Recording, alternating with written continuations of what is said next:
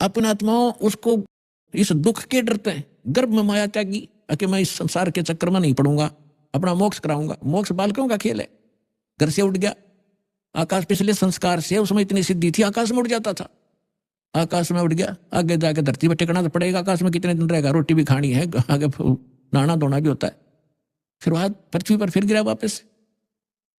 कहने का भाव यह है कि फिर इस पिछले पूर्व जन्म के भक्ति शक्ति से कुछ सिद्धियां आ जाती, और उन सिद्धियों से हम ये मान बैठते हैं कि ये बड़ा महापुरुष है।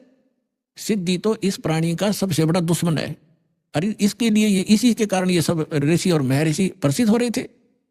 अंत में आपने कथा बहुत बार सुनी है सुखदेव ऋषि की।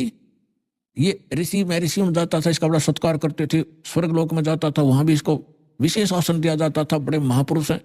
एक दिन विष्णु लोक में चले गए। जैसे प्रत्येक डिस्ट्रिक्ट में और प्रत्येक प्रांत में गवर्नमेंट रेस्ट हाउस होते हैं, उसमें उच्च अधिकारी ही रुका करते हैं। प्रत्येक लोकों में, शिव लोक में, विष्णु लोक में, ब्रह्मा जी के लोक में, इंद्र के लोक में, इनके अपने अपने अलग से रेस्टोरेंट हैं जिसमें अधिकारी गण यानी देव लोग ही जाकर रुकते।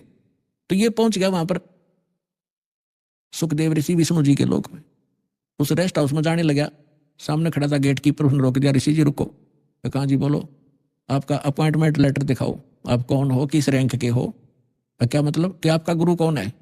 कि मेरा कोई गुरु नहीं, मुझे गुरु की क्या आवश्यकता है, तो मैं, मेरे पास इतनी पावर है, ऐसी शक्ति है। बोला जी ऐसे नहीं, इस रेस्ट हाउस में वही आ सकता है जिसके पास ये, जिसका अपॉइंटमेंट हो रहा हो। और कहने का भाव यह है कि जो कोई अधिकारी हो, गुरु जिसने धारण कर रखा हो, और गुरु भी मान्यता प्राप्त हो, नकली गुरुओं से भी अलाउड नहीं आना, नकली गुरुओं के भक्ति करके गुरुओं से। तो ऋषि सुखदेव ने काफी उनके साथ जख मारा, लेकिन उन्होंने फाइनल कर दिया कि नहीं, विष्णु जी का आदेश। तब ऋषि ने सोचा था, सुखदेव ऋषि ने, कि विष्णु जी बड़े खुश होंगे मेरे तय, मैं ऐसी भक्ति की हुई है और वो भगत बछल है। सुखदेव ऋषि ने कहा कि विष्णु जी से बात कराओ मेरी, तुम मुझे क्यों नहीं जाने दे रहे हो। तो वो पहरेदार गए विष्णु जी के पास, बाकी वहीं खड़ा रहा एक दो, कि भगवान ऐसे एक ऋषि आए हैं, सुखदेव नाम बता रहा है, और वो जिद कर रहा है इस स्वर्ग के अंदर रेस्टोरेंट में जाने का, रेस्ट हाउस के अंदर जाने की।